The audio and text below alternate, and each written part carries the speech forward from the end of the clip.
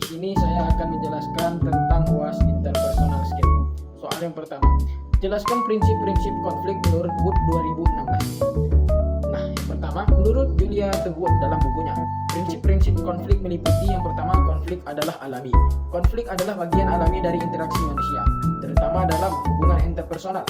Hal ini terjadi karena perbedaan kebutuhan, nilai, atau persepsi.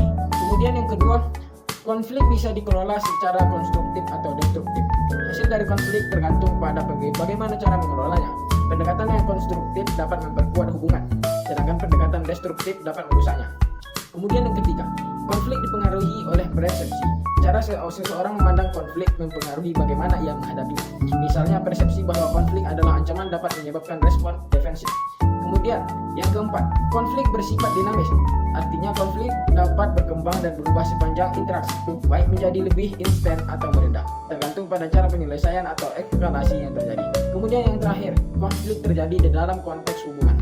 Konflik tidak berdiri sendiri, tetapi terjadi dalam kerangka hubungan interpersonal, yang berarti bahwa pola komunikasi secara hubungan dan dinamika kekuasaan mempengaruhi proses dan hasil konflik. Kemudian soal yang kedua, menurut Anda dalam konteks komunikasi interpersonal, apakah tindakan mencari pasangan melalui internet dapat menjadi solusi bagi individu yang memiliki karakter tertutup dan pemalu?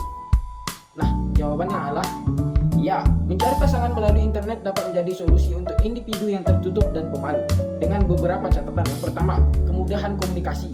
Platform online memberikan ruang bagi individu untuk berpikir dan menyusun pesan sebelum berkomunikasi, sehingga mengurangi tekanan komunikasi secara langsung. Kemudian yang kedua, lingkungan yang lebih nyaman.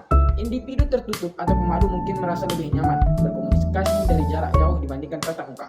Kemudian yang terakhir, yaitu akses ke jaringan lebih luas. Internet memungkinkan seseorang bertemu dengan orang-orang dari berbagai latar belakang yang mungkin sulit dijangkau dalam kehidupan sehari-hari.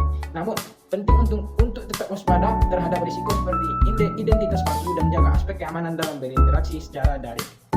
Nah, kemudian soal yang ketiga yang terakhir, di Indonesia, keragaman budaya seperti rumah adat, pakaian adat, tarian adat, senjata tradisional, bahasa daerah, seni pertunjukan atau teater rakyat, upacara, adat, alat musik, dan lagu daerah justru menjadi kekayaan budaya nasional yang dihargai oleh semua masyarakat. Menurut Anda, bagaimana strategi komunikasi antar budaya yang perlu dikembangkan atau mempertahankan dan meningkatkan harmoni antar budaya tersebut?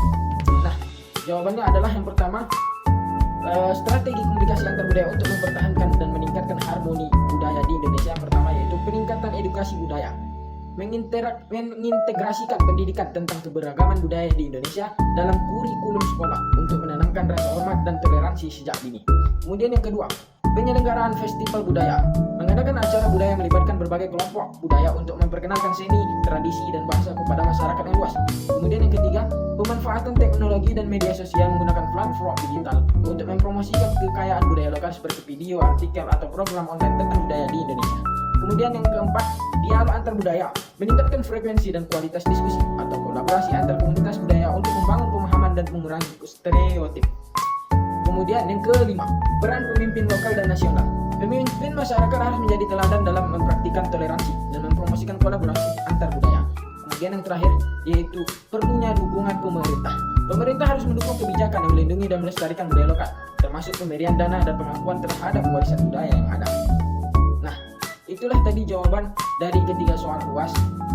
Itulah yang menurut pendapat saya yang dapat saya sampaikan. Apabila ada kesalahan, saya mohon maaf. Saya akhiri. Assalamualaikum warahmatullahi wabarakatuh.